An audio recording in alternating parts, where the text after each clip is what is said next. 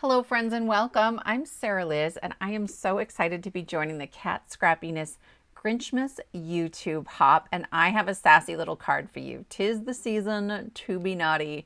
We're starting with the layered Santa hats, and I promise this isn't the middle of it. I wanted to show you the first time I stenciled this panel, I centered the stencil on my A2 card base, but they don't go all the way to the edges. I knew I was going to add a big focal piece in the middle, so I am going to shift my stencil and I'm putting it more kind of towards that left hand side to try to make sure I have hats really right along both edges of my cardstock, since I didn't want them all covered up by my focal piece.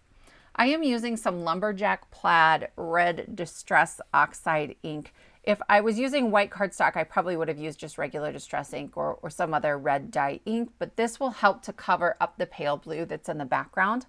Once I peel that off, I will heat set that ink before I move on to the second step, because I'm going to add some paste and I don't want to have to heat set things after I add my paste. This is Stardust Stencil Butter, and it's thicker than lunar paste. I use lunar paste a lot. This is a little bit thicker than that, and so I like that it holds its shape in the stencil a little bit better. And it's got just this little hint of sort of stardust, of shimmer. It's a pearl white color and I absolutely love it. So I am going to carefully scrape that through the openings of my stencil, and then I will peel it back.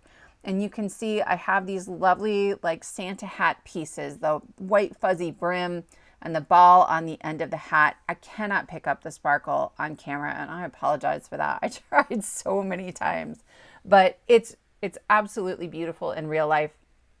I will say, make sure that you scrub those right away. Because it's a little thicker than a lunar paste, it dries faster, and it is a real challenge to get off of your stencil and your stencil mat if you don't clean it right away.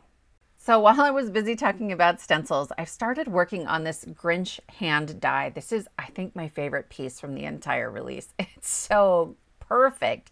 It's awesome. And there's a bunch of little pieces you can layer up.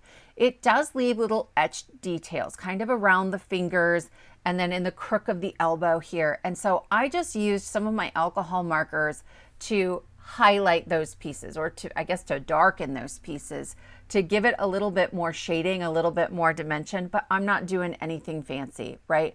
I also wanted just in the tips of his fingers to make sure that it looked a little bit like fur. So I was flicking up from the tips of the fingers, and then I'll put these different pieces together. There is an ornament that he is holding, and I am coming in with a couple shades of red alcohol markers, just slightly darker than the cardstock that I'm using, and I'm flicking in from the outside to create that illusion of roundness. You could totally skip that, right? These are little picky things that I do. I think they really enhance the card, but most people I don't think would notice if you skip that step. So keep it simple if you want. Then I cut another version of that ornament from some matte silver cardstock, and I'm going to trim off just the little sort of string. It's going to strengthen it a little bit. And it's going to be easier, I think, to put together when it's all connected instead of having the string separate from the bulb. And then there's die pieces to cut out, two little toppers for the ornaments. And his hand reaches out from the side of an A2. It's a perfect fit, right centered on an A2, holding this little Christmas bulb. So we can start assembling our card. Like, this comes together really easily. It's a pretty simple card. I just have a top folding A2 white card base, and I'm adding my stenciled panel on there. And then I'm going to bring in an oval to create our focal image. This is the double stitched oval from Cat Scrappiness. I'm using the largest one, and I will glue that on there kind of centered. While I'm working on this, I do want to tell you about the hop. It's a hashtag driven hop. And so if you click on the hashtag in the title of my video, it will bring up all of the other videos in the hop. If you'd like to find them individually, I will also list them in the description box below, along with all of the pieces that I am using for my card. Cat Scrappiness is also giving away a $25 gift card to the shop. To enter that, all you need to do is fill out the Rafflecopter form in the description box below, and then subscribe to the Cat Scrappiness newsletter, and you can get a lot of product for $25 at Cat Scrappiness.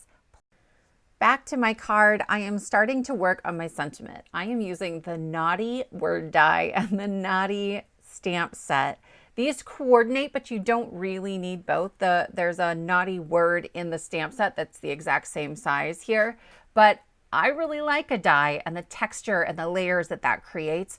I layered up 2 off camera, and then I'm just adding the third one here. I use little dots of glue, and I focus on pieces like the swoop of that T and the end of the Y, the beginning of the N that are really hanging out, making sure I get glue there, and then anywhere that that script gets a little bit thicker. If I get glue that starts to ooze out, I can just use my little pokey tool to remove that extra glue. Then from the stamp set, I am using 'Tis the Season to Be, and I am just going to use my anti-static powder tool. I'm really generous with that. I don't want white powder where it doesn't belong, but I will stamp that with some clear sticky ink and then add my fine detail white embossing powder and heat set that until everything is melted. I know it looks like a mess on there of all that anti-static powder, but I just used a soft white eraser off camera and that removes all of it and I don't have any problems. Because I stacked up the naughty word die a little bit, I'm also going to add some extra cardstock right behind my sentiment. I just trimmed it out into a 1/4 inch rectangle, and then these are little scraps of black cardstock I had laying around. I think that helps really even things out, and especially because I have a lot of texture and layers. That double stitched oval was from a scrap of cardstock that is super, super thick. And so this will just make sure that my sentiment is easy to glue down and everything looks nice and finished. When I go to add this on there, I'm making sure I know where the hand is going to go. The arm lines up perfectly on the edge of my A2 panel. And so I will set it there on the side and then add the bulb, just tucking it under the fingers. And then it's easy enough to add the arm and hand back on there.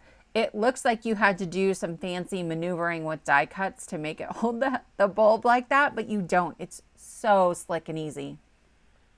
Next, I'm going to add the naughty word onto the bottom. I think I'm going to laugh every time I say that. I'm going to add the naughty to the bottom of the card.